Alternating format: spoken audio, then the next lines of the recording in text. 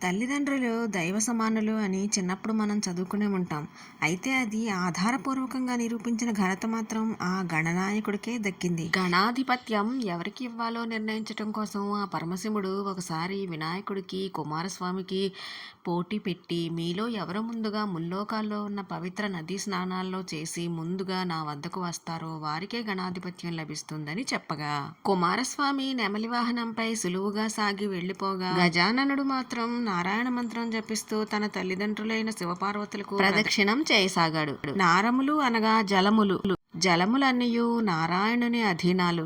గజాననుడు నారాయణ మంత్రం జపించటం వలన ఆ మంత్ర ప్రభావం చేత ప్రతి తీర్థస్నానమందు కుమారస్వామి కన్నా ముందే గజాననుడు ప్రత్యక్షం కాజొచ్చాడు. దానితో గజాననుడికే గణాధిపత్యం లభించింది. అందుకే ప్రతి ఒక్కరూ కూడా తమ తల్లిదండ్రుల పాదాలకు నమస్కరించి అంతటి మహత్వ ఫలితాన్ని పొందాలని కోరుతూ